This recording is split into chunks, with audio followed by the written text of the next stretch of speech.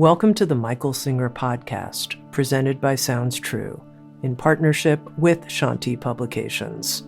For more information about Michael Singer's work, access to all prior episodes, and information about upcoming releases, we invite you to join us at michaelsingerpodcast.com.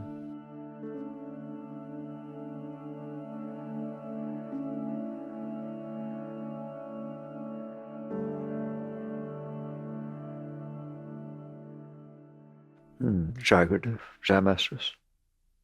The spiritual path, in terms of basic understanding, is very, very simple. You are conscious, obviously. You're aware of things. Consciousness and awareness mean the same thing. You are aware, obviously. You're aware of thoughts. You're aware of emotions. You're aware you have a body. You're aware that there is a world coming through your senses. Fine. That's just called reality. So what's the problem? Well, the mind can be a problem. Why? For the same reason that if you eat food that's really not good for you, that you get stomach aches, you get indigestion, it's not so much fun. Your mind is exactly the same. If you fill your mind with negative thoughts, you fill your mind with problems that you've had in the past, with situations you didn't like, with fears about the future, if you fill your mind with garbage, it's going to be a garbagey mind. It's just that simple. Anything you fill with garbage is going to be not peaceful, not loving. It's going to express what you put into it. The mind is not at fault, no more than your computer's at fault. If you put data and programs and garbage into it, it's going to spit that back up because you told it to. You have told your mind to be a problem. There's an ownership thing here that you have to get. You're in there, you're conscious, and you've just stored all kinds of garbage inside your mind. And you've told your mind to worry about all kinds of things. Like you'll reach a point in your growth where you ask your mind, should I get married or not? What your mind should say to you, how do I know? It does say that to you. It says, well, maybe you should. Maybe you shouldn't. Well, this might work out, but what if that happened? In other words, I don't know. That's what it's saying. Like when you say to me, I have indecision. Okay, what does that mean? It means the mind does not know. If the mind says to you, oh, by all means do that, I'm quite certain do that. You're not going to say you have indecision. You're going to do it. But the mind has indecision. Why? Because it doesn't know the answer to the question you've asked it. And guess what? That's not okay with you. It's not. So you keep throwing more stuff at it. Do you know now? Well, nah. It's so beautiful to watch. That's what it means to be conscious. Witness consciousness does not mean stopping your mind. It means being aware of your mind. You are aware. Obviously, you're aware. You know it's talking. You know it has indecision. You know what it's doing in there. You're watching. But you're getting so involved in the mind. Why? Because you want an answer. You want the mind to be an oracle. Do you understand that? You want your mind to be psychic. You want to think your mind is psychic. Some people think their mind is psychic. It's, oh my God, that would be the worst thing that could ever happen. Because then you're going to sit there and say, my mind knows everything all the time. You want to bet? Wait to see what happens with that. Okay? You don't want to be psychic. The very fact that you want to be psychic is what I'm talking about. That you're not okay in there and you want something to tell you what to do. And your mind is what tells you what to do, isn't it? If somebody else tells you, your mind says, well, I'm not sure I should believe him. See, in the end, it's your mind. It's your mind you listen to. Or your mind says, well, he's rich, or he's powerful, or he's famous. I should listen to him. That's your mind. You're listening to your mind. You're not listening to what the person said. If your mind all of a sudden turned around and said, nah, what does an actor or a famous person know? So he's rich. I don't care. That's not, right? Do you hear me? That's not you talking. That is your mind talking. How do you know? Because you're aware of it. You can sit down And if a psychiatrist says to you, or a therapist or anything says to you, what do you think about? You tell them. And if they say to you, they won't do this, but they should, instead of saying, oh, why do you think about that? Or what problem happened caused you to think about that? If they said, how do you know you think about that? That's the difference between a step back and a step forward. How do you know you're thinking about that? What were you thinking about 3 days ago when you almost got in an accident? What was it like in there afterwards? How do you know? Because you were in there and you experienced what the mind was saying when that took place. That is witness consciousness. I don't know if anyone will explain it to you properly. You're always aware of what your mind is saying, or it's not a problem. Okay? The problem is the mind is a problem. Why? Because you're aware of what it's saying. The problem is this. Because you focus so strongly on what it's saying, you get lost in it as if it's you. You got in the car, you're driving around, and all of a sudden the officer pulled you over and said you were speeding, get out. And you look at him with a dumb look. What do you mean get out? Get out of the car. I am the car. I can't get out of the car. This is me. This is how I get along. This is my legs. This is my wheels, man. That's what you're doing with your mind.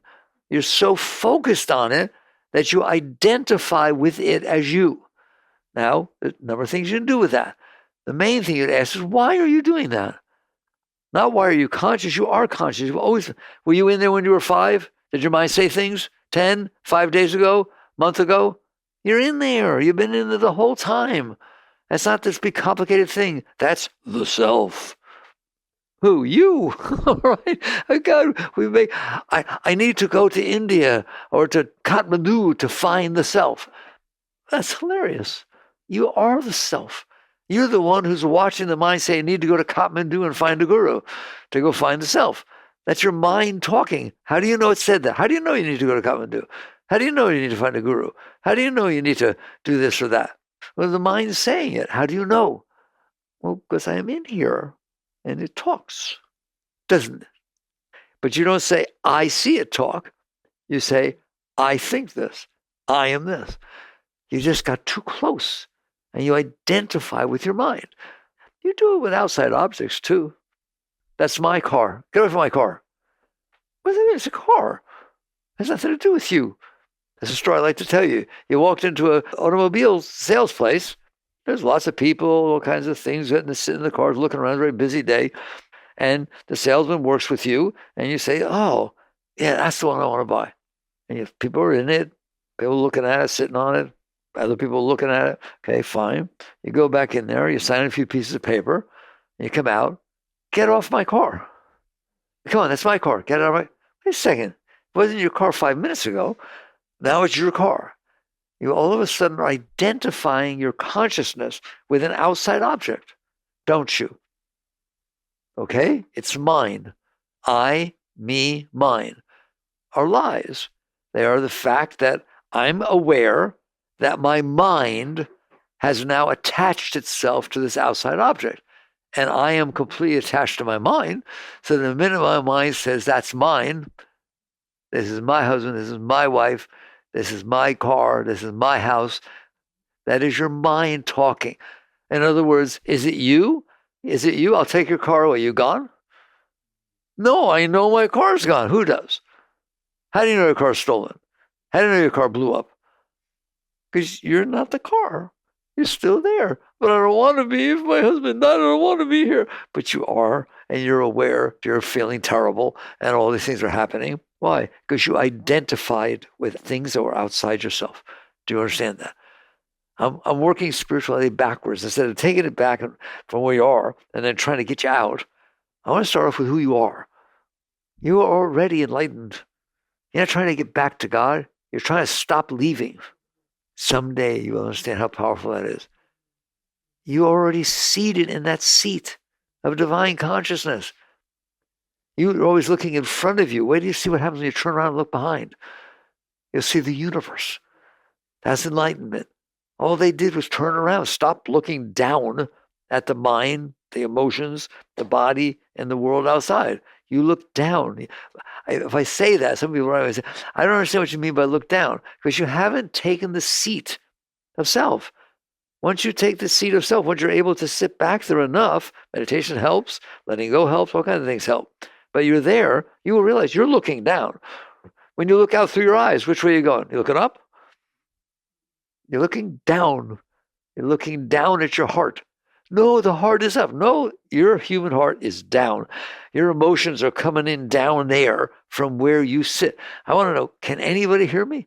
Can you get that orientation that you are looking down and out from where you sit? And because you're looking down and out, that's who you think you are, because that's what you're looking at. But you're never what you're looking at. You're the one who's looking.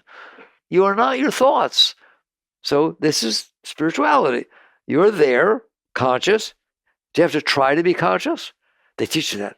Let's practice consciousness. Who heard them say that? You are conscious. There's no practice consciousness.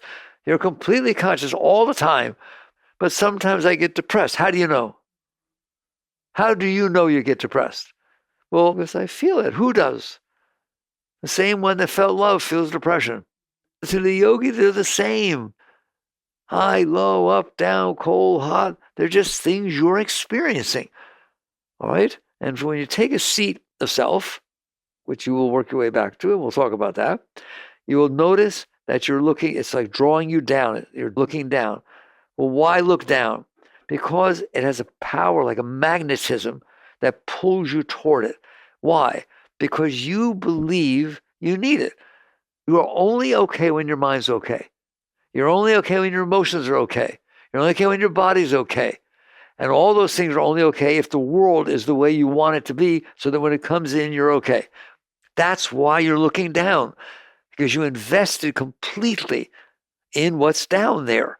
Instead of realizing you're back here, nothing will ever, ever touch you, first of all. It cannot get back to you. If I'm shining a light on an object, that light can change, it can move around and get closer, but the object can't go back to the light. The object can't find its way back to the bulb, but the bulb can find its way into the object. Nothing finds its way back to self. Self is complete and whole within itself. It is the light, it is the beginning, and it's looking down. And the question becomes, all right, first of all, I want you to know it's looking down. I hope you feel that. I hope you understand that. Like for me, I'm sitting here, I'm looking out at you. You're not in here. I'm looking out at you. And if my stomach hurts, I'm looking down at the stomach. If my heart hurts, looking down at the heart. If the heart feels bubbly love coming up, you feel love coming up. Coming up. What does that mean? In its presence, I feel such love coming up into me. In other words, you were looking down, love is starting to flow up.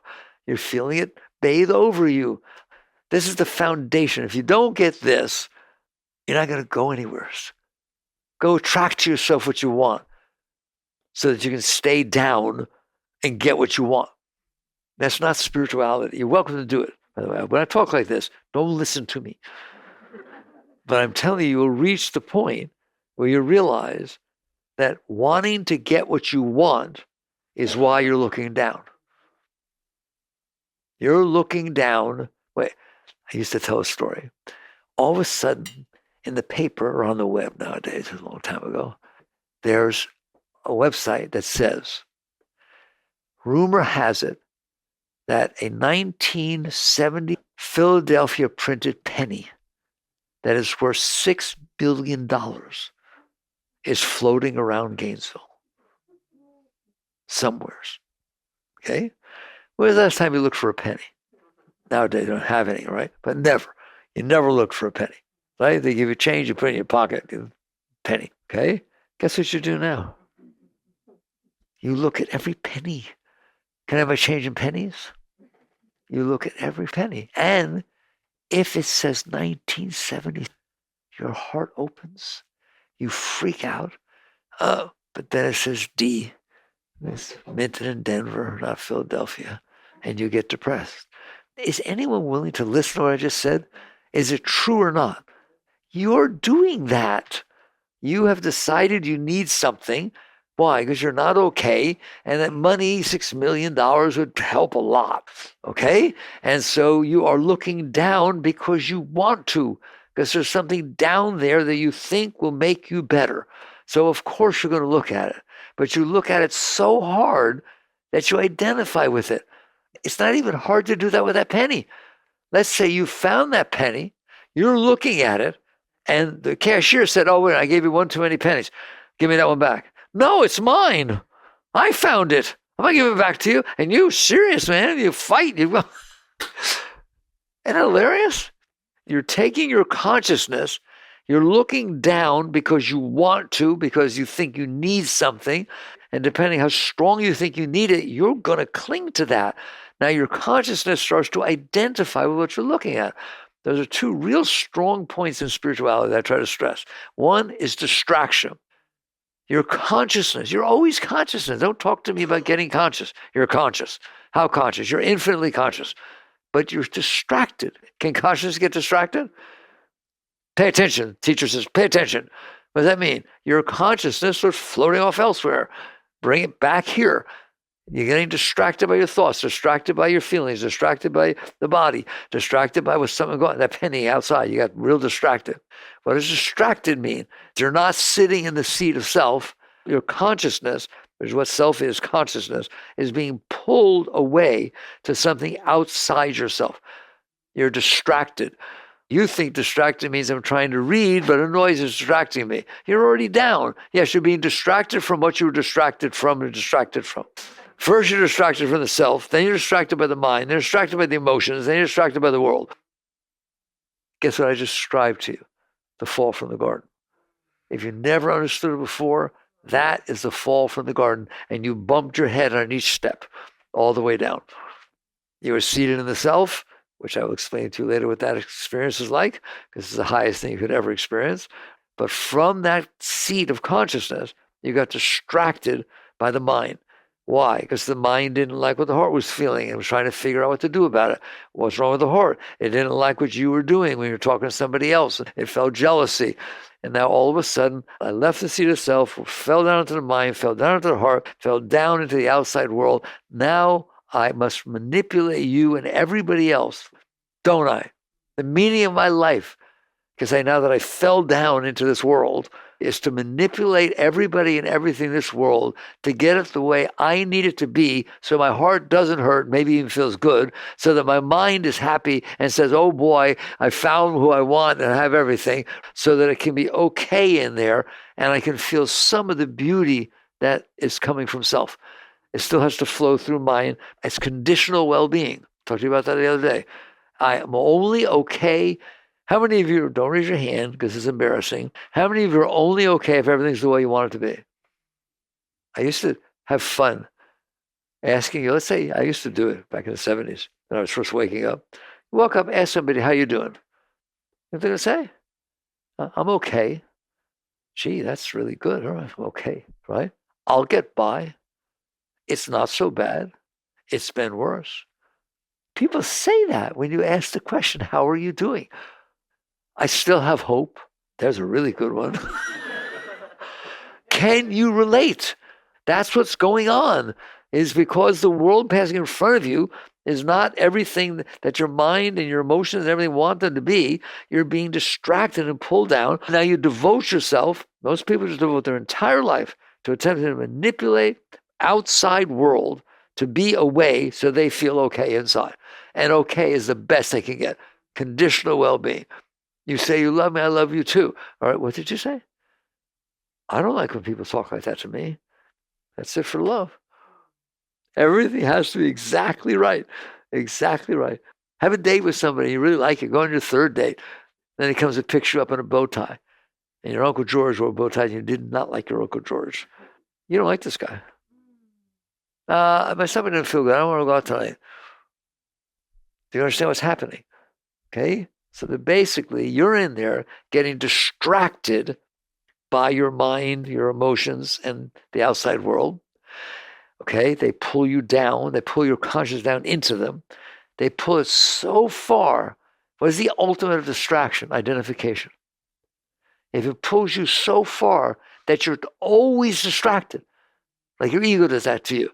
Your ego is very consistent. I like this, I don't like that, she shouldn't have done that. Oh my God, I can't believe I told her not to do that. It's always saying those things, and it doesn't ever stop. You think it's you, because it's so consistent and you stared at it for so long and you're devoted to doing what it says to do.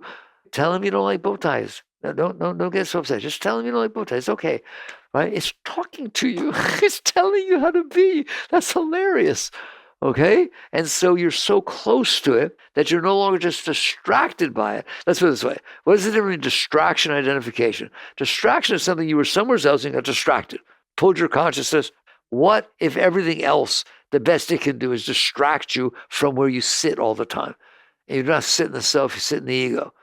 You identify your home base as you. God, I'm trying so hard. You've built a mindset.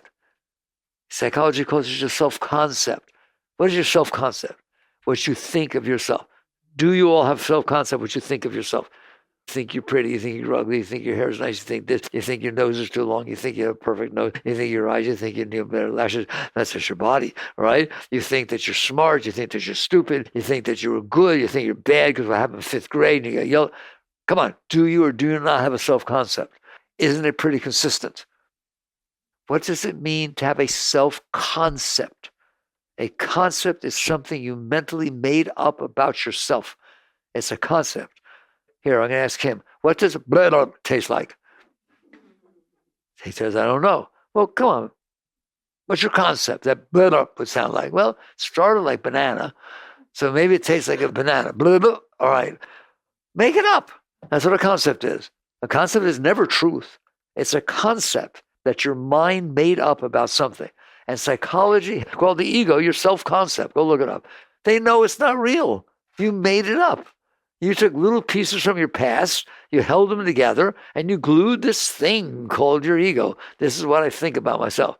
And you're so fixated on it that that is your home base. Things can distract you from it. I'm depressed. I'll never be happy, ever. And then somebody calls you who you like and says, oh my God, I'm so embarrassed. I've never told you. Since we were in kindergarten, I think you walk on water. But I've been too embarrassed to call you and tell you. I love you so much. All right. How you doing? It distracted you from the garbage you were doing inside your head. Can you go from A to Z in a billionth of a second? Can you go from Z to A in a billionth of a second? You get distracted by what somebody looks like, distracted by what somebody said. You get distracted. So what's it distracting you from? I get distracted by this. It's distracting you from your home base. Is your home base enlightenment, the self? I am the self, noticing everything you wish. All right? Your home base is your ego. Does anybody understand that? And because the seat of your consciousness is not in consciousness, which it really is, you've taken the seat in the concept of self, and it's there all the time. You go from distracted, you're not distracted by it, you're there. So you identify with it. Your home base is what you identify with. I'm this, I'm that, and blah, blah, blah, blah, blah. And even if you change, you say, I used to be. It's a mindset of who you are. I used to do this and I used to do that. Now I don't do it anymore. I've grown. Now I meditate instead of running around like a maniac. But I used to. And this is what still the I is there. Instead of you who's back there being you, you're down here being I. That thing you made up in your mind. So you go from distraction, being distracted from the seat of self, to identifying. You're identifying. All right, what if somebody took your identity and had false identity and went around there signing your name all over the place and on the web answering questions that other people are asking you and saying he's you? All right, what do we call that? Somebody's stole your identity. Wow, right? Stole it from what? From what you made up. You made up an identity. Nobody can steal self. Well, it's in there. You're conscious, all right? But they stole what you're identifying with and said, that's my identity now. So this word identity is very powerful. So I've just gone from sitting in the seat of self to being distracted by different things. But some things you're distracted by, you stay distracted by. You're committed to them totally. Like, for example, some people are really committed to being insulted by the ego. I was using the example of Alexander Hamilton and Aaron Burr. Now, these are very highly educated people, all right? And very gentlemanly type people. Somebody says, well, I don't know the story. Somebody says something to one of them. Sir, you have insulted me. In other words, you didn't say what I want to hear. We will meet tomorrow morning, back to back, with muskets. We will take 6 steps and shoot each other in the face. I think you're rather identified with your ego, right? You say to the guy, say whatever you want. What do I care? What's the matter with you? I'm going to sit there and die because you insulted my ego? You challenged my... Do you understand? Okay? That's called identifying with it. You identify with it more. They say survival instinct is supposed to be the strongest instinct in any animal, and you're an animal. You got an animal in there, right? It wasn't stronger than that. That challenge to your ego, your identification with your ego, was stronger than your identification to your body, stronger than survival. Have you ever looked at it that way? That's called I'm identifying with what I'm looking at. Instead of identifying with who's looking, you're back there noticing what should have happened is, okay, you insulted me, my heart hurt, and my mind starts thinking, blah, blah, blah, blah, blah, puking all over the place. And then I went home, and the self said, hello, what are you going to do tomorrow morning? Right? And eventually you step back and says, I can handle what he said. I can handle what people think of me. What do I care what people think of me? They're not thinking of me. They're looking at my body. I'm not my body. They're looking at guess what? They're looking at your body. So are you. It's crazy identifying with what you're looking at instead of identifying with who you are. So the first step is you're conscious. Then you get pulled down into the mind. Okay, mind distracted you, fine. You can be meditation. It's nice, and it distracts you. You go back. But you didn't. You get pulled down. But you stayed down. You stayed down. Why? There's a line in the Bible. Foxes of the earth have holes. Birds of the air have nests. But the Son of Man hath not where to lay his head. That's exactly what we're talking about. He didn't do that. The Son of Man hath not where to lay his head. You're laying your head. The fox lay him in a hole. Birds laying in the air. You're laying on your ego. That's where you lay your head. If you don't, you're enlightened. If you don't lay your head down. You just be who you are. But you get pulled down. And we might as well do it. So I get pulled down into the mind. All right? The mind doesn't like something. You don't get pulled down in your mind because you drove by the trees. You drove by the white lines. You drove by people you don't know. You don't get pulled down in your mind. You don't get distracted. But let it be one person you do know talking to somebody you don't want to talk to. Bam! You're down. Because you built this ego. What'd you build it out of? It's just a mind. It's just thoughts. What'd you build it out of? There were some things that came in that felt good. Other things that came in didn't feel good. Guess what? You like the ones that feel good. And you don't like the ones that don't feel good. Did I get it? See, I am psychic. Okay? Now you sit there and something happens in your life. Especially when you're young, you do formative years, whatever it is. They call them formative years. What are you forming? Your ego. You're building one. I need to build a concept of myself. And so something happens and it feel good. Then all of a sudden, you build a thought pattern that says, I don't like that. You don't like what? I don't like what happened. Okay, well, it's already over. Don't worry about it. It already happened. No, that's not what we're going to do. We're going to not like it and make sure it doesn't happen again because we didn't like it. I did like that. Okay, good. I'm glad you like it. No, I want it to happen again. I don't want it to happen again. I want it to happen again. You just built a self-concept. You just built an I. Rather than letting the world be what it is, come in, experience it. Some feel good, some feel bad. It's cold, it's hot. It's reality. But you can't handle it. And so what you do is build a concept. I don't like the heat. I like the cold. I don't like the cold. I like the heat. I like this person. I don't like that kind of person. I don't like to be talked to this way. Like, why don't you like to be talked to that way? Because my Uncle George talked to me that way. And I didn't, blah, blah, blah, blah. That's the other thing psychology said. They say man is the sum of learned experiences. I've been teaching that lately. Man is the sum of learned experience. Obviously, they're talking about women also. All right? You don't want to be the sum of your learned experiences. Why? Because you're not. You're the person who had the experience. You're not the experience you had. You wouldn't exist if you didn't have the experience. My parents got divorced. It really messed me up. I didn't like it at all. I didn't like stepfather. So now what? I don't like stepfathers. I don't like fathers. Or I don't like my father because he wasn't there. My stepfather was there. I don't like divorces. I don't like marriage because they lead to divorce. Oh boy, I spread that sucker out. Now I have a concept that here's how I am. I'm independent. I'm never going to get married. I'm not having children either. Why? Well, I'm not going to put some kid through what I went through. People talk like that, and they think they're right. He had one stupid experience. So what if your parents didn't get divorced? He'd be totally different mind would be talking in there. Who will admit that? You did not decide what you think about. It is the sum of your learned experiences. So you had these experiences, you stored them inside, and you built a concept of yourself. Another likes this, another like that. And so now you're drawn into it completely because you're invested in it. It has distracted you so much that you identify with it. I've never talked this clear about it. Do you get it? That's what the letter I is. I like this. I don't like that. I used to like this. I had a dream. Who's the I? You're not talking about the self. You're not talking about you in there, hi in there. But let me ask you a question. Do you watch your mind use the word I? Does your mind use the word I when it talks to you? Well, then it's not you. You're the one who's looking. It's not difficult. Spirituality is not difficult to understand. Difficult to do. Difficult to get out. Difficult to break this stuff. But that's the problem.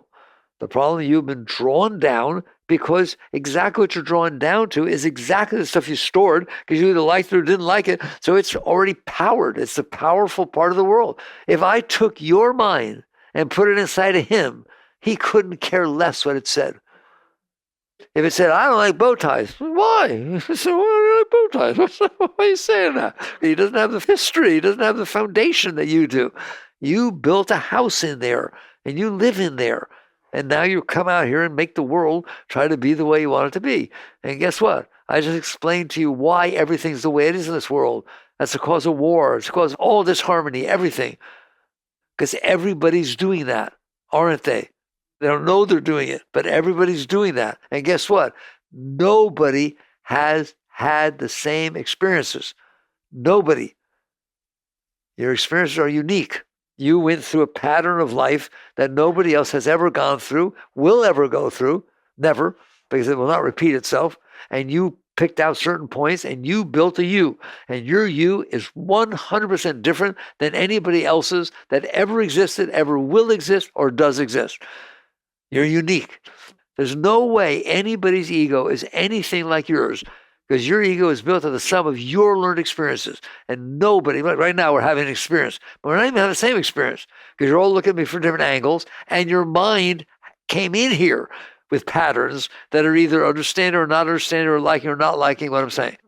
So everybody's having a different experience. And plus, when you go out, you're all going to go different ways and have different experiences. I don't care if you're married, it doesn't make any difference. That every single 8 billion of you, whatever it is nowadays, 8 billion of you are different in there. And you all want it to be the way you want it to be. So no wonder there's war, no wonder there's disharmony, no wonder there's divorce, no wonder there's crime, no wonder there's everything. So stop judging. Just understand. That's called compassion. Understand. That's how you look at this world. Just understand. When you're talking to somebody, you're not talking to the self. You wish you were. You're talking to a self lost in the ego, lost in the sum of the learned experiences. Of course they're not the same as you. Of course they think different than you do.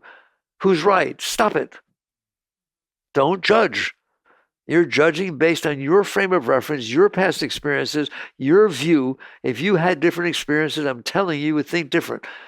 Even if you're the biggest activist that ever lived, which is wonderful, okay?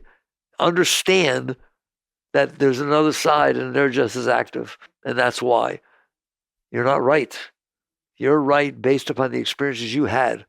They're, quote, right based on the experiences they had. Which is why Christ said, judge not that ye shall not be judged. We judge based on our frame of reference. And you say, well, what else do I have? Yes, I know that's what you have, but you don't have to go live there. You can step back and realize, yeah, I got one. Anybody got one? I'm talking about ego. Anybody got one? Anybody feel defensive? Anybody think they're right? Anybody get upset when things aren't the way they want them to be? Who decided how they want them to be? Some of you learned experiences. You grab that stuff. All right. But that big step I told you about, if you stare at it long enough and don't, everything else is, you get distracted from you. What does it mean to be entertained? I get distracted from my normal thought patterns. Go to a movie and have your mind think exactly the way it thinks the entire 2 hours. What are you going to say? That was a terrible movie. No, it's a terrible mind. Yogananda used to sit, there's pictures of him sitting in a train, on a long train ride, like this. They said, the conductor walked up and said, "Sir, excuse me, you've been sitting there for hours. You look so peaceful. What's going on?" He said, "I am peaceful. So go to the movie for 2 hours and don't get distracted from your peace and love." Not bad. Nice 2 hours. But that's not what happens, is it? Because what's going on there ain't so much fun. And so it distracts you from you. But you come back to you. And you're so fixated, you don't know it, but someday you will. You're so fixated on your identity with the ego that you think that's who you are. Period. And you fight for it and claw for it and everything. All right. And what's worse is the ego and the mind are in cahoots with the heart. Why? Do you want to know why?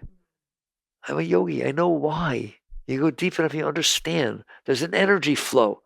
It comes from above. It comes from you. It's the Shakti. It comes from you. That's your Shakti. That's your Chit Shakti, conscious energy. That's the nature of self. You're in total ecstasy and your conscious energy. That energy flows down because it's supposed to. You can be in this world, all right? It flows down. If it flows cleanly, it does this. It flows down and up. And it brings the bliss and the beauty of your highest being through you all the time. You just feel ecstasy and joy and love. Do you interact with the outside world? Yes. Out of ecstasy, joy, and love. That's a very different interaction as opposed to out of making it be what you want it to be so you can be okay. See the difference? Okay. So if it did that, that's what you would feel. Yeah, that's a saint. That's a true saint. There are beings, I've met some, there are beings who walked around this world that's what's going on inside of them, is the self. They're experiencing that, and they're filled with joy and love. And that, by the way, that's you. You are that great. But what's wrong? The energy flows in. What does it hit? Your mind. It hits your mind. And the mind doesn't like things. The mind has preferences and hopes and dreams and concepts and views and all kinds of things. It's very busy in it. Then the energy, instead of coming down into your heart, into your body, health, right? There's all the meridian system. When you study acupuncture, the conception and governing vessels are that energy flowing within the body. Where does it come from? It comes from heaven. It comes from the height of your being, flows down. And then they study it at different levels, right? When they go down to acupuncture, they're down to the tiniest little meridians where the energy makes it into the body and doesn't, they get blocked, so sickness takes place. It's all real. You don't have to study it. So all the same energy is Shakti flowing down. Okay, it hits the mind. Well, then, if light shines through a filter, on the other side of the filter, what does it look like? Distorted light. The filter distorted it. Well, your mind is a filter for that energy. It's got all kinds of preferences and hopes and dreams and likes and dislikes, doesn't it? Okay? And if the mind is open, that energy can flow through. It can flow through. All right, where does it go when it flows through the mind? It goes to the heart. It goes to the heart. And if the mind has disturbed it, so now it's wavy and gravy, and then the heart gets disturbed. The energy in the heart is not pure. It's not clean. Gets disturbed. That's why somebody says, if you love somebody with all your heart and you just, the intimate moment, and they say something or don't say something, I tell you, they don't have to say something. You're saying, talk to them, "Oh my God, I just love you so much. I'm melting to be in your arms." And then you wait, and nothing gets said back. And don't tell me you don't wait. How many times that have to happen before you're not open anymore? Or, better yet, you talk like that, and you just melt out. I just express that love. I love you so much, son. They say, "Yeah, I love you too." You told me you wanted to say something when you told me you love me. I told you. How you doing? How much love you feel after I get said? Answer me. Okay, what is it telling you? You closed. Your mind did not like what was going on, and it screwed up the energy. You can go from love to hate in a billionth of a second. There are people, it was not you, but there are people that if that happened, and they were just melting into somebody and melting in this beautiful moment, saying, "I love you, I just love you so much." And the person, "Yeah, I love you too." They love it. I don't want to be attached. I want to feel love. I feel safer around it because you're telling me, "Oh, I love you too, and I need you so much." No, I don't think so. I hope you're blushing and scared. Are you willing to look at what it's like to be this thing? What's it called? A human. That's what a human is. It is God looking down, sending Shakti, pouring Shakti down into the mind that you built. You had free will. You're the one who just built all this stuff, okay? And then it gets sucked, it gets all disturbed, then it flows down to the heart, and the heart can open and close in so sensitive, a billionth of a second, based on the energy that's coming into it. Then it goes down into the body. Can a messed up mind and a messed up heart disturb the health of the body? That's why. Now you understand why. Because take a blender, and it takes 120 volts. It blends very, very nicely. Put a rheostat on it and go like this. Higher, lower, it goes. That's what your body's doing when you send disturbed energy into it. You get ulcers, you get this, you get tension, your back locks up. Is that the only cause of illness? No, there can be physiological problems, but it's a major cause in our world of where headaches and tension and anxiety and all this garbage comes from. By the time it goes through that mind, it ain't going to be doing too good by the time it comes all the way down. Then, of course, now that you're screwed up, you dump that. Talking about polluting, you don't want factories polluting with their stacks or dumping water. You're polluting. That messed up energy comes out into the world. How? You make sure it does. You fight with somebody, you argue with somebody, you express your opinions. Why? Because I can't live with that energy inside of me. It's messed up. I want to get it out. Do you see that? That's what's going on. And you identify so strongly with that mind that you identify with this whole thing as what's going on. That, if I told you I'm going to talk about spirituality, that's not spirituality. That which I just talked about, that entire process, it's not going to come out spiritual. I don't care whether you get your way. I'm not impressed that people come out here and they want it so bad and they get money and they get power. They go out there and try to make the world be the way they want it to be, manipulate everybody, get what they want. I'm bored. What's that about? You haven't fixed a single thing. You haven't done a single thing. Guess what's going to happen from that? You're going to die just like everybody else, but you're going to die more screwed up. And when you're lying on your deathbed, you're not going to want to die.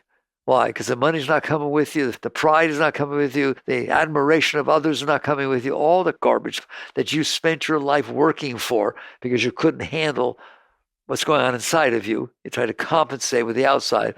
It's gone. People want to know what happens after I die. Well, I don't want to answer, but I'll tell you what, that ain't going with you. The money's staying right here. You know the pharaohs used to bury all their stuff inside those pyramids? Do you know that? Thinking that they'll either come back or it'll be with them. They buried their wives and servants alive inside those pyramids. Well, they'll come with me. No, they won't. So you wake up and you realize, what am I doing in my life? That? I'm going to do that? Mess myself up? Your mind's messed up. Your mind's messed up. Why? Because the only way you're okay is that the conditions are what you want them to be. You say, I'm okay. I'm doing well with my life. I'm married, I got 2 kids, they're going very well in school, my finances are stable, I got insurance over everything, I got my will filled out, I feel very, very secure. Okay, what happens when the market drops 80 points in a day? Well, what if your wife leaves you and you find out she's having an affair with somebody? Why did you say that? I don't want to think like that. Oh, very good. In other words, your well-being is conditional. I'm being bad, aren't I? Your well-being is conditional. I love you more than anything like that. I want unconditional well-being. You're capable of unconditional well-being. Not only are you capable, that's who you are. The self, you, who's in there looking at this garbage, is Satchidananda, eternal conscious ecstasy. That's where Buddha got back to it. They called it nirvana. It's basically enlightenment, awakening. You're going to call it self-realization.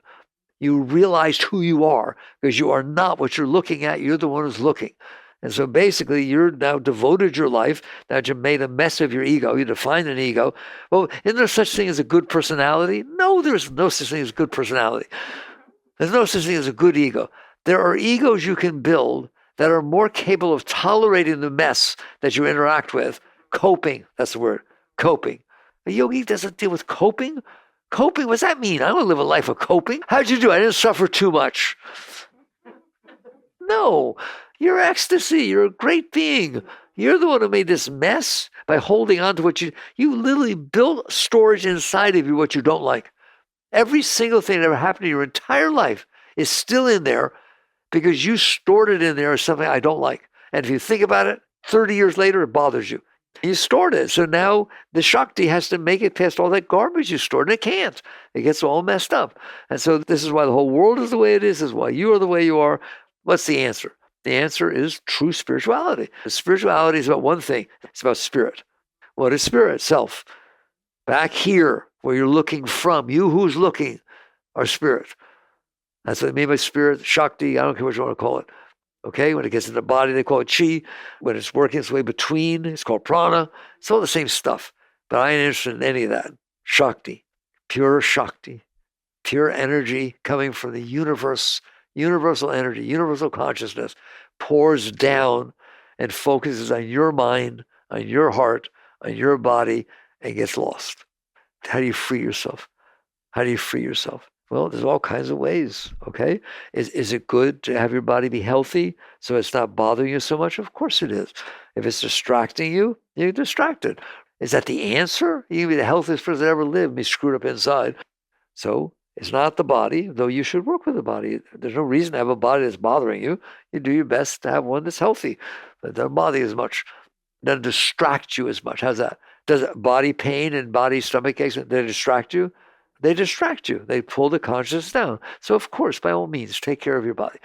Take care of it to be what? Be the best, healthiest. No, just so it's not distracting you so much. Because you're back in here. You get back in here, everything changes. And it doesn't mean you don't interact out here. I told you that. First of all, if you get back in here and stop disturbing the flow of the Shakti, the body's healthier in and of itself. Because it's coming down and getting fed from the energy. So it's fine. Yes, take care of your body. But now really the end is you're being distracted by your mind. You're being distracted by your ego. Your ego is running your life. You're so distracted by the ego that you're never not distracted, therefore you don't know you're distracted. Everything's distracting you from your ego. You say, oh, that distracted me. Oh, he's doing good. What you did distracted me. No, that's not you. You're the one who's looking at the ego. So what's the answer? The answer is just like I said with the body. This I've learned to teach this because I went through trying to shut the thing up. I've been through the whole thing for 50 odd years. All right. Just as it made perfect sense to say to you, take care of your body reasonably, not neurotically, not sit there and say the whole purpose of my body is a perfect diet. I'm going to count every calorie. And if you do, that's fine. I'm going to count every calorie, count how much protein I get. I'm going to measure every single thing out. I'm going to devote myself, my entire life to the health of my body. Mazel tov. Because the highest relationship with your body is not distracting you from your seat of self. It's not pulling you down. It's healthy enough. That's how healthy it should be. Yin yang. Here I don't take care of it. It's one side. I take way. I'm totally lost in it. That's not the balance. The balance is take care of your body. There. So balance, the Tao. What is the balance? Take reasonably care of your body to where it is not distracting you so you can do your inner work. Okay? And your outer work. Then what? Then you will notice that your heart and your emotions and your thoughts are a problem. Emotions are very difficult to deal with. You can suppress them. That's not hard. But you get them all messed up.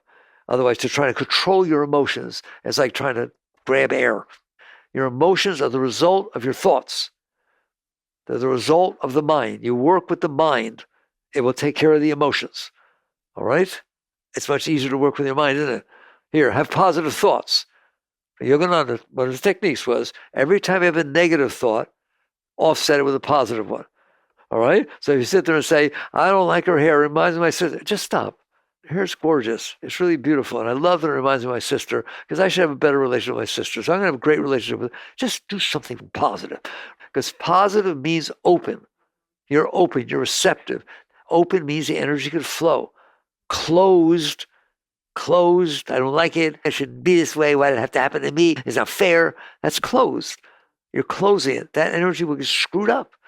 Become somebody who understands the flow of the Shakti. Because that's what it's all about. When you feel love, it's the Shakti flowing through your chakras. All right? When you feel clear, it's the energy coming into you. If you close it off with all the negativity, so yes, by all means, that's equivalent to having a healthy body. Have a healthy mind. Just have a mind that doesn't distract you. What does that mean? Exactly what I said about the body. The body distracts you, not taking care of it properly. So it hurts, there's pains, this and that, all kinds of trouble. Go to the doctor all the time. Spend your life with the body. Same thing with the mind. It's not about shutting the mind up. It's not about meditating 40 hours. It's not about that. Right? Yes, meditate because it helps quiet the mind, just like eat decently. It is about getting your thoughts the way you're digesting your thoughts and the way you digest the world when it comes to your thoughts in a way that don't distract you so much. Right now, they distract you so much you identify with them. You say, that's who I am. I'm the person that likes this. Give me this or I'm leaving. You're married to your thoughts. You're not married to your husband or wife. If they do something you don't like, all of a sudden you're not married anymore. Who are you married to? You're married to your ego. You're married to your ego. That's who you listen to. Here, what if your ego starts saying, well, I don't know if I'm happy in this relationship. I don't know. Back in high school, I was much happier. I was happier. It was a good time. And I had that relationship with that guy, and I felt much more love. So do I have to settle for this relationship? I know we're married, we have kids, but that's your mind talking. That's not you. That's the sum of your learned experiences talking out of your mind. But I feel it so deeply. Of course you do. Don't tell me, oh, but my heart feels it. Of course it feels it. The energy comes through the mind, out the heart. I'm talking deep truth to you. You better wake up. So basically, start by working with your mind. How? Have a relatively healthy mind. But it's not healthy. That's because you've been feeding it garbage. Work with it. Learn to be positive. Learn to be more open. And main thing, what I do teach, I did it in a new book, first time ever, all right? In Living Untethered, I gave some techniques. They're very broad. They say things like this. Is your mind a problem? Yes. Can you deal with it? I'm not doing so good with the big things. They bother me a lot, and I get all lost in them. I go down and I come back. Well, then start with the little things. When you want to play the piano, you didn't start with Mozart or Tchaikovsky. You started with the scales. When you want to play a sport, you don't start playing against the pros. You sit there and get a coach and a ball thrower or something like that. Do that with your ability to work with your mind. I don't want you to try to say, oh, I got this problem. This is a divorce. I've been like this. Okay, I'm going to stop that. No, you're not. You're going to suppress it. Suppression is terrible. To push that energy back down, it's not bothering me. Yes, it is. Just wait, all right? You have to learn to handle things. That's what it's about. Can the self in there, instead of doing the garbage it does of pushing everything away and grabbing and clinging, learn to say, the day will unfold. It will be the temperature it is. It'll rain when it rains. It'll stop when it stops. Some people will be nice to me. Some people won't. And I'm going to go through this day and not resist, not push things around, not fight with the world. And you learn to little by little, with little things, start with little things, let go and handle it. That means let it come in, let it pass through. They're not storing it. Let it come in, let it pass through. If a day takes place and you didn't store it, I mean, it's still more, you can bring it back in memory, but you didn't suppress it, you didn't hold on to it, you didn't cling to it. You understand that? You didn't keep it power packed so it keeps coming back up and bothering you. Let it pass through. I dare you. That's how you start growing real growth. And guess what? The mind will get healthier. Why? Because you're not storing as much garbage. It is exactly the same as the body. Eat garbage and see what happens to your body. Store garbage, see what happens to your mind. And what you like, what you dislike is garbage. There's a world out there. It's unfolding. It rains when it rains. I don't care if it's your birthday or not your birthday, or you had plans. It's rain. It makes the food grow. I told you, if it rains and you don't want it to, here's positive thinking. Oh, well, there'll be produce in Publix. Turn it around, and you'll find your mind can get healthier. Is a healthy mind a great thing? It's less distractive, isn't it? And that's what you're going to find. It's not about shutting the mind up.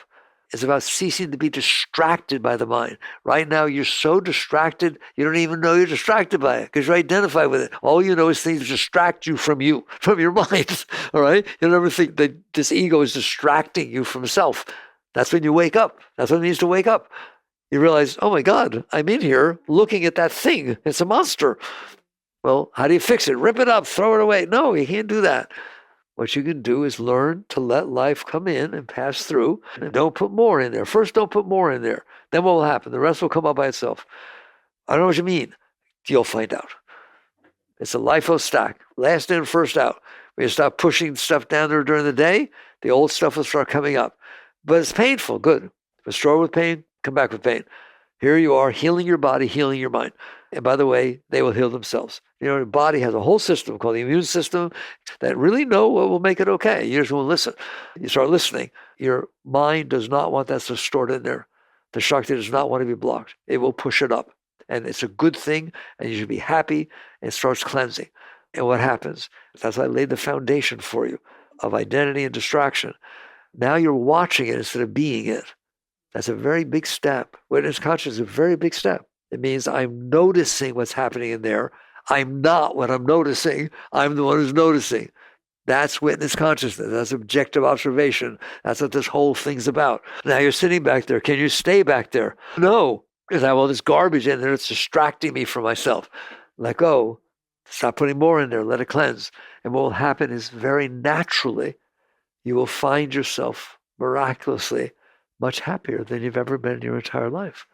And feeling love because a bird chirped, and because the sun is setting, or because it's raining really hard, and it's thundering, and it's scary, and you're having so much fun with everything. And the next thing you know, your meditation has become spontaneous. You're sitting there watching TV, and you're distracted, just watching it, and because your mind got settled a little bit, you start feeling all this Shakti pouring up inside of you. You eat, and you finish eating, you feel all this energy pouring more and more. All is happening, everything you do, is just energy pouring. Why? You're not blocking it. That's why I want you to be unconditional well-being. Again, Bible, Christ. Man does not live by bread alone, but by every word that leaveth the mouth of God. In other words, you don't only live off what's coming in from outside. There's a flow inside. Every word that leaves, isn't that beautiful? Every word that leaves the mouth of God, the Shakti. You live off the Shakti. All right. So I've had a deep talk with you about what spirituality actually is. It's about ceasing to be distracted by the garbage you stored inside that's making you sick. All right. So this is how you get healthy. You're not healthy by being extreme or doing something. You just stop doing the stuff. How do you be healthy? By stop doing the stuff that's making you not healthy. That's good enough. Because health is a natural state. Does it mean something can't get broken or sick? Of course, you deal with it. But generally, stop doing the things that make you sick, and that's good enough. You'll stop being distracted by it. Then you'll stop identifying with it, and you'll start realizing that you're the self. Then all I got you back to is the seat of self, is the beginning of the seat where you're looking down. You notice you're looking down. Where the masters go. From there, it will dawn on you, not your mind, but your intuition inside. Where's the energy coming from? It's beautiful. I live with it for years. It feeds me. Now you start saying, what is it? Where does it come from? And you realize, I'm still looking down. The energy's coming up. I'm looking at it. What if I turned around? Because it's 360. It's everywhere. But it's still focused on you. You're still focusing on your individual identity of consciousness. Even though you're not identifying with the ego, you're identifying with being the one who's watching the ego. The great ones went past that. They turned around. And what they saw, see the sun shining, the reflection in front of you. Fine, that's what you think the sun is? Turn around. Blinding light. That's enlightenment. And you realize, I am the universe. That's who's looking down there. It's like, oh my God, you're so great. It's going to be discussed. And you're busy being depressed. And you get upset because somebody didn't say something you wanted. Or you have a boo-boo on your little face. You're the whole universe. That's what's in there. All right. So we had a nice talk about true spirituality, didn't we? And how to get out. Stop being distracted. And for God's sake, stop identifying what you're distracted by. Work on these things. Jagranath.